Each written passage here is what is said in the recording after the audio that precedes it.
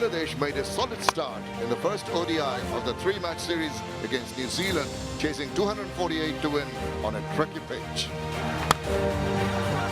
Saif Hassan and Liton Dash laid a solid foundation with a 93-run stand, but the Tigers unraveled once both returned to the pavilion. Waiting 90 deliveries for a boundary showed the immense pressure from the Qs. And soon, Blair Tickner's devastating 4 for 40 obliterated Bangladesh's lower order, handing New Zealand a thrilling 26-run victory and a 1-0 series lead. Can Bangladesh roar back and seize control in the second ODI? Or will the Black Caps clinch the series with yet another stellar performance? Don't go anywhere. The action starts now. Mirpur sets the stage once again. It's the Dutch-Bangla Bank series as it rolls into the second chapter. Bangladesh versus New Zealand, the second one-day internationals. They arrive with purpose. Bangladesh searching for answers. New Zealand carrying momentum. One game, and already stakes are rising.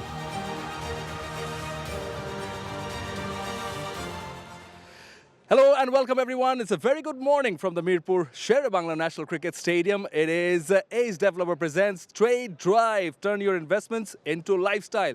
And talking about lifestyle, I've got a left and right hand combination in terms of batters next to me. Hey, Mish Rutherford, Mazharuddin Omi, very good morning. How are you guys? Yeah, very good, thanks. All good, all good. Very good morning to you. Right, very good morning to you as well. Hamish, New Zealand carrying on that momentum, you know, and must be a huge boost in confidence for them.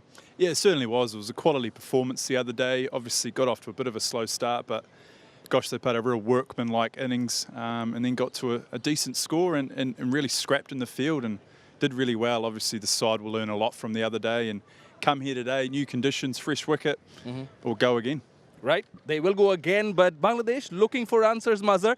You know, they need to fight back. Definitely, they have to work their fingers to the bone, I must say, after the first match. With the bat especially, they have done well with the ball, but with the bat, they need to do a lot of work in this match if they want to keep their hopes alive. Yeah, well, if they want to keep their hopes alive, they certainly need to do better as far as the home side are concerned, because in the first ODI, this is what transpired. Nichols and Foxcroft with runs at the top order and made sure that they got to a defending total, 247 for 8, which in the end was enough. Even though Saif, Ridho and Liton got runs, it wasn't enough for them as New Zealand won the first ODI by 26 runs. But a lot of credit actually goes to the partnership. You know, Saif and Liton, to make sure that they went to a, you know, in fact, it seemed as if they were in full control, weren't they, Mazhar? Undoubtedly, they look good, they look solid, especially Saif and Liton. The partnership was very crucial. Bangladesh lost 2 early wickets. Momentum was there, but the partnership needed to stretch a bit to take the game towards the winning line. In the end, both the batters, I would say, especially Saif, throwed away his wicket. Liton's delivery was so good, but in the end, Bangladesh would want another partnership in the latter part of the innings so that they could win the match, but in the end, it wasn't the case. It wasn't the case, but I had the opportunity to catch up with Saif Hassan earlier today. Let's hear into the interview. Saif, very well played in the first ODI. How much does it mean to you personally as a batter, that knock? Obviously, I think I started well, but if I could have carried on more, that would have been helpful for the team. So if I get again same opportunity, I will try to carry on the innings. You know, in the second innings, when you came on to bat, did the conditions get hard to bat on? How did you adapt to it? Yeah, I think in the second innings, the wicket was behaving a little bit uneven. It was a bit challenging, but I think it's not an excuse. As an international player, we have to adapt these conditions as early as possible. And not only you, but as a team also, what do you think you can execute better today? I think we played well last match. Just the key moments, we lost some wickets. If we try to carry on that moment, I think we can do much more better. Thank you. All the very best. Thank you. A very modest Saif Hassan over there mentioning that they lost wickets at key moments, just as you were saying. Yeah, undoubtedly. If I talk about Saif Hassan, I mentioned the fact that once the batter gets set, at the top, they need to go and finish big. When I say big, as an opener, you have to score 100. He scored a 80-run knock against West Indies, but the likes of Liton Dash, if I say Afif Hussain, and Shanto scoring not a 15, 18, 17, and 13 ODI innings respectively. So that says the case for them. So they need to convert those starts into a bigger one. They surely do. But what came in the way was Nathan Smith with the new ball, but Blair Tickner literally dismantled the Bangladesh batting order, particularly in the middle overs and the latter overs, didn't he? Yeah, he came back beautifully. I thought he started off a little bit slow, but he came back and he bowled a lot of change-ups, a lot of variety. I think we saw his pitch map. It was scattered throughout the whole pitch, and he delivered at the crucial times. As we have a look here, a good catch from Latham, but there's just good variety and mix-up, and that there was an absolute beautiful caught and bowl. And as you've mentioned, the game was in the balance when he came back to bowl. It certainly was, right? Yeah, they did a really good job in squeezing. The fielding as well, it has to be mentioned, the fielding was sensational, and they worked beautifully together. Yeah, well, it gelled together nicely. And Blair Tickner himself, as we just saw, took a very nice cotton bolt, got to catch up with him as well. Let's hear in. Blair, first of all, congratulations on the performance in the first ODI. You seem to have cracked the code, particularly in the middle and the latter overs. What was the strategy behind the success? Yeah, obviously we've been there a few times now, and the wicket was obviously getting a little bit lower and slower, so using our options that we have, mixing it up, and I was lucky enough to pick up a few wickets at the end. You and the team overall seem to be embracing the heat over here. There must be a lot of preparation and support behind the scenes. Yeah, the guys off the field have been amazing with us. It's been pretty hot, but we're loving it. Yeah, it's obviously a bit colder back home, but no, it's been really nice to have the nice weather around in 37 today. Can't wait. The first match must be a boost in confidence. Yes. Obviously, hard playing Bangladesh in their own conditions. I think we adapted well and took it to the end. It's obviously always going to be close here, so hopefully we can play well again today. All right, go well today. Cheers, thanks guys. Thank you. Well, certainly, Hamish, New Zealand seem to have cracked the code, and it's nothing new, right? But what works for you guys? What works for this? Is it the system? How are they prepared to come in and gain the success they have been over the years in such conditions also? Well, I think obviously the conditions are foreign and it is new to everybody, but I think throughout the squad they've played a number of years domestically, so they know their games, and that puts them in good stead when they do come here. Yes, they have to learn and adapt, but they've played enough cricket. Yes, they haven't played a lot of international games, but they have a lot of domestic cricket behind them. So when they do get the opportunity, they grab it. You know, they're hungry, they want to do well. And the level at the domestic level must be really good as well, which actually helps them prepare. Yeah, I mean, there are 6 teams, so there are fewer players, I suppose, and as mentioned, there's half of those players currently in the subcontinent playing cricket in various leagues. Obviously, there's a New Zealand A trip and this trip as well. So they're all hungry and they want to come and they want to do well. And you know, Blair Tickner's a good example of that. He toured away for a number of years and played and played, gets his opportunity here and there, grabs it.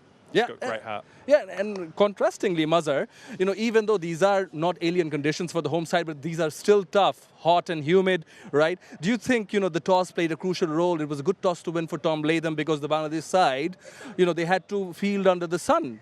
Maybe fatigue also caught up?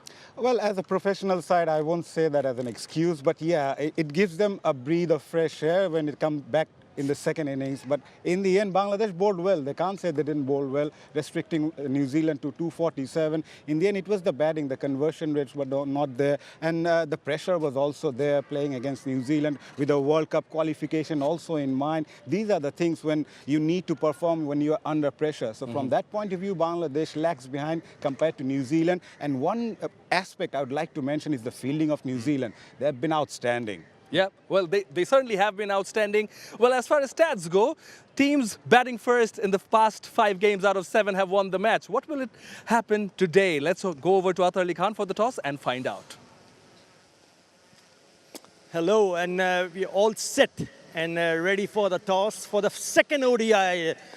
The home team, Bangladesh, locking horns with New Zealand. I've got both the skippers, Mehdi Hasan Miraj, Tom Latham, and the match referee, Andy Pycroft. You've got the coin, Mehdi? Heads the call. You won again, and what have you decided? We're going to have a bet again. Again, it looks a slightly different surface than the other day, but yeah, it still looks reasonably dry underneath. So hopefully it shows similar characteristics to the last game. Right, you must be very pleased because New Zealand has done so very well since January 2025. 5 series bilateral series win, and in a position to win today, and we'll wrap up the series also.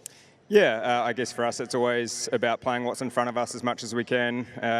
Obviously there's that carrot of a series win, but we know there's a lot of water to go under the bridge to get to that point. So again, adapting to these surfaces is really important. I thought the guys did that fantastically well the other day. It changed quite drastically probably from when we batted to when we bowled. But again, being able to adapt and be quite fluid with things is really important to us, and hopefully we can do that today. Any changes? Same team. All right, all the best. Thank you. Mehdi and Miraj, important because you're already 1 down and you have to win today to stay alive in the series. What have you been telling the boys in the dressing room? Yeah, definitely. I think it's a great opportunity, everyone, and every time we won first match, and it's been difficult, but still we have a great chance to win, and if we play well, definitely we will win. So you'll be bowling first here, and what would you want to see from your bowlers? Because last time when they batted, they scored 247, they won the game. Thoughts on that? I think it's a great wicket to bat on this surface, and the last times if you get 2 catches, we would be better, like under 200 runs. And I think it's a great opportunity. The bowling unit, we get some wicket in the first 10 overs, and of course we did very well in the past as a bowling unit. And yes, I'm confident about my bowling unit at this moment because we have a very good pace bowling attack. Have you made any changes, Mehdi? Yes, we have one change, Afif replaced by Shomo Sharkar. All right, all the best. Thank you. Right, the news from the middle is that New Zealand has won the toss and they will bat first. Well, going with the same formula, New Zealand winning the toss and having a bat first. Hamish, why mend what is not broken? Exactly. Why would you? They did it so well the other day. Obviously, the conditions, it is warm here, so they're going to hope to play a very similar formula on what is a fresh wicket. And with the same team. Yeah, and the same team as well. Why change it? As mentioned, the series is up today, so they put in another solid shift, and they'll be able to lift some silverware. Yeah. Mazhar, do you reckon in the first ODI, it got a bit difficult to bat on later on? It was a bit difficult. That is why I say once you are set, you have to take it long, make it a big innings. So for the new batters, never easy to come on to play your shots. It's a different surface, but hopefully again, from New Zealand's point of view, they would love to score some runs on the board. Maybe 250 is a very good total for them to defend around. Bangladesh haven't chased a target over 260 out of their last 5 matches. Their highest successful chase has been 114 since 2023. So chase has been a case for Bangladesh. This is also an aspect that the Kiwis have there in mind, and they're in red-hot form. They haven't lost a bilateral series since 2025. So they're up for the win the series here. Well, they are definitely in red-hot form, but, speaking of the surface, Hamish, you were out there in the middle. I caught you in the morning. What do you think of it? Yeah, it looks good. It looks good. It looks a little bit better than the other day. It looks a little bit greener, a little bit more green grass. So let's hope that it might be a slightly higher scoring game than what we had the other day. But despite all that, Tom Latham thought they will, go in and have a bat first. We'll get to know more about how the pitch might play out from HD Ackerman. So on Friday, we were a little bit taken aback with how the surface played because we thought it would really be batting friendly. But instead, what we had was a dry pitch, and the ball started to keep low and the ball started to go up, and it made batting very, very difficult indeed. What about today? Well, let's start with the dimensions. We had a shorter side on Friday. We don't really have a shorter side today. If bowling from the rocket end, 63 meters away to the leg side, 64 meters away to the offside, really nice hit down the ground, all of 79 meters both ways. There is a little bit of wind that's blowing towards the rocket end of the ground, so maybe we need to be aware that the players may take that end of the ground on because of that wind. This surface, a lot more grass on it, which might hold it together.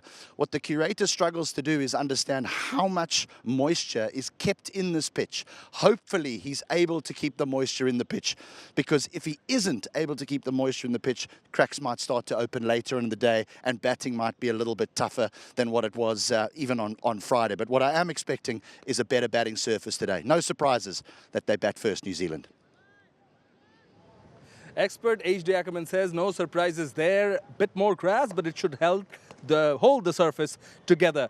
Mazhar, same challenge, but maybe a better, it might be a blessing in disguise for Bangladesh. There is a bit of moisture early on, and it might hold together. Yeah, from pace bowler's point of view, we have seen how Nahid Rana bowled against Pakistan, but the first match for him wasn't that good. So from his point of view, he would like to extract more out of the surface. Someone like Nahid Rana and Mustafizur Rahman, who hadn't played, maybe he won't play this game. So Shoriful, who got a last-moment opportunity, used it very well. So from that point of view, at least two of the fast bowlers need to get early wickets up front so that they can put pressure on the New Zealand batters. And at the same time, contrasting fielding efforts. As you said, New Zealand fielded really well. There were a couple of catches down. It happens. We know it happens in the game. But the captain also mentioned it during the post-match. Yeah, like they fielded sensationally well, the New Zealanders. And I think once Bangladesh got off to a good start with the bats, so they managed to squeeze nicely through the middle, and that was led through the fielding. Look, drop catches, they always happen, don't they? So it's just about putting it behind you and moving forward. And I suspect a similar performance today with New Zealand in the field. Yeah, and as far as Bangladesh bowling are concerned, yes, they would like to take those opportunities.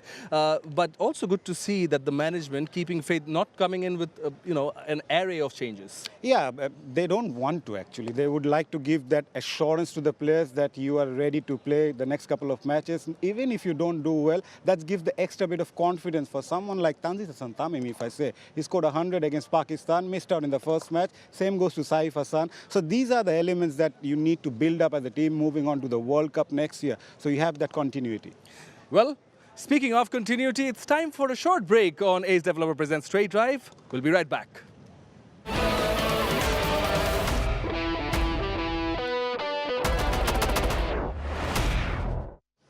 Welcome back, everyone. This is Ace Developer Presents Straight Drive. Turn your investments into a lifestyle.